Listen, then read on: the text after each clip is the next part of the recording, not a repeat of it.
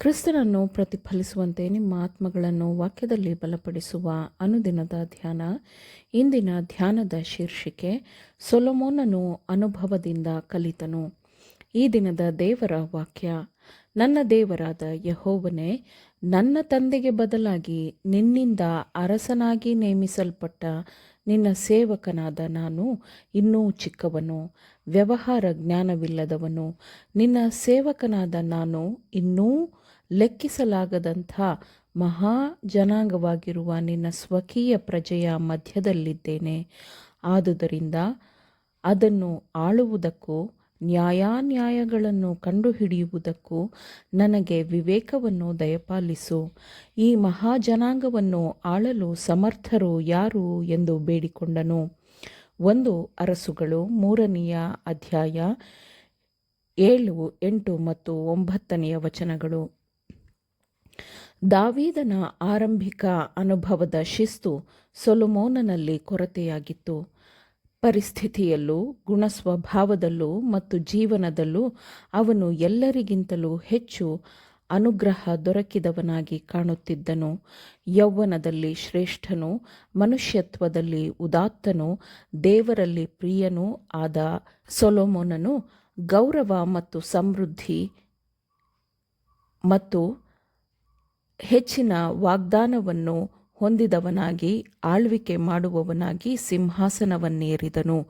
ದೇವರು ಯಾವ ಮನುಷ್ಯನಿಗೆ ಜ್ಞಾನವನ್ನೂ ತಿಳುವಳಿಕೆಯನ್ನು ಕೊಟ್ಟನೋ ಆ ಮನುಷ್ಯನ ಜ್ಞಾನವನ್ನೂ ತಿಳುವಳಿಕೆಯನ್ನು ನೋಡಿ ದೇಶಗಳು ಆಶ್ಚರ್ಯಪಟ್ಟವು. ಆದರೆ ಸಮೃದ್ಧಿಯ ನಿಮಿತ್ತ ಅವನಲ್ಲಿ ಉಂಟಾದ ಅಹಂಕಾರವು ಅವನು ದೇವರಿಂದ ದೂರವಾಗುವುದಕ್ಕೆ ಕಾರಣವಾಯಿತು. ದೈವ ಸಂಪರ್ಕದ ಸಮೃದ್ಧಿಯ ಸಂತೋಷವನ್ನು ಬಿಟ್ಟು ಸೊಲೊಮೋನನು ಇಂದ್ರಿಯಗಳ ಸುಖಗಳಲ್ಲಿ ತೃಪ್ತಿಯನ್ನು ಕಂಡುಕೊಂಡನು.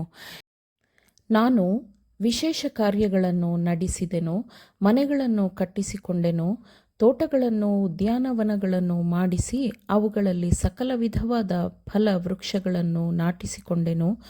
ಬೆಳೆಯುವ ಗಿಡಗಳ ತೋಪುಗಳಿಗೆ ನೀರು ಹಾಯಿಸುವುದಕ್ಕೆ ಕುಂಟೆಗಳನ್ನು ತೆಗೆಯಿಸಿಕೊಂಡೆನು.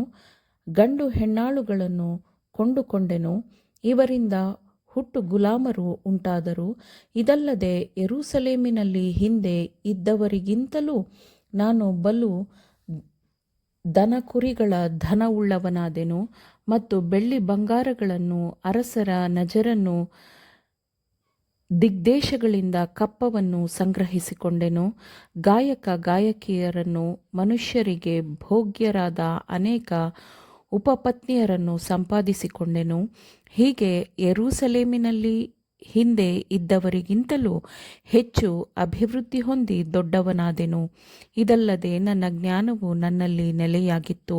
ನನ್ನ ಕಣ್ಣು ಬಯಸಿದ್ದೆಲ್ಲವನ್ನೂ ಅದಕ್ಕೆ ನಾನು ಒಪ್ಪಿಸದೆ ಬಿಡಲಿಲ್ಲ. ಯಾವ ಸಂತೋಷವನ್ನನುಭವಿಸುವುದಕ್ಕೂ ನನ್ನ ಹೃದಯವನ್ನು ತಡೆಯಲಿಲ್ಲ, ಏಕೆಂದರೆ ನನ್ನ ಹೃದಯವು ನನ್ನ ಕಾರ್ಯಗಳಲ್ಲೆಲ್ಲ ಹರ್ಷಿಸುತ್ತಿತ್ತು. ನನ್ನ ಪ್ರಯಾಸದಿಂದೆಲ್ಲ ನನಗಾದ ಲಾಭವೂ ಇದೆ. ಆಗ ನನ್ನ ಕೈಯಿಂದ ನಡೆಸಿದ ಎಲ್ಲ ಕೆಲಸಗಳಲ್ಲಿಯೂ ನಾನು ಪ್ರಯಾಸಪಟ್ಟದ್ದರಲ್ಲಿಯೂ ದೃಷ್ಟಿಯಿಟ್ಟೆನು. ಆಹಾ, ಗಾಳಿಯನ್ನು ಹಿಂದಟ್ಟಿದ ಹಾಗೆ ಸಮಸ್ತವೂ ವ್ಯರ್ಥವಾಯಿತು. ಲೋಕದಲ್ಲಿ ಯಾವ ಲಾಭವೂ ಕಾಣಲಿಲ್ಲ.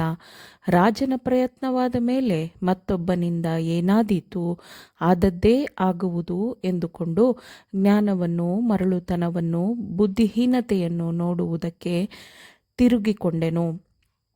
ಆಗ ಬೆಳಕು ಕತ್ತಲಿಗಿಂತ ಶ್ರೇಷ್ಠವಾಗಿರುವಂತೆ ಜ್ಞಾನವು ಮೂಢತ್ವಕ್ಕಿಂತ ಶ್ರೇಷ್ಠವೆಂದು ಗೋಚರವಾಯಿತು.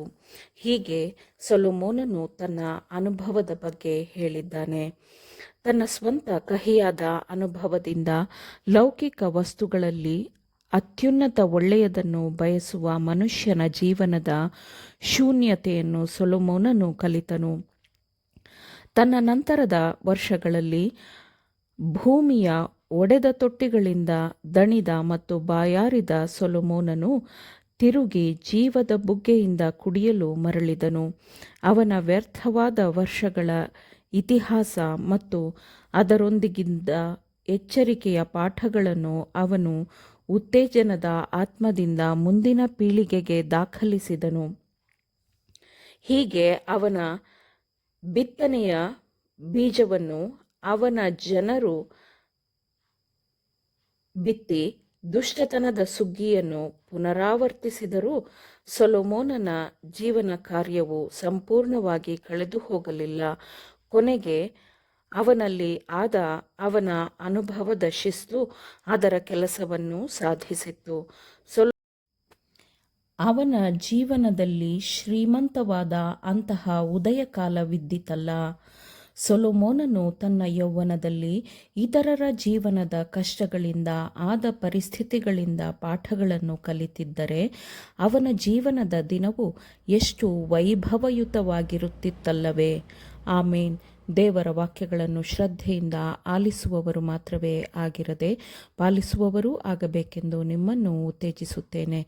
ಪರಿಶುದ್ಧಾತ್ಮನ ಸಹಾಯದಿಂದ ಆಲಿಸಿದ ನಿಮ್ಮೆಲ್ಲರಿಗೂ ಧನ್ಯವಾದಗಳು. ಮತ್ತೆ ದೈನಂದಿನ ಧ್ಯಾನಕ್ಕಾಗಿ ನಾಳೆ ಸಂಧಿಸೋಣ.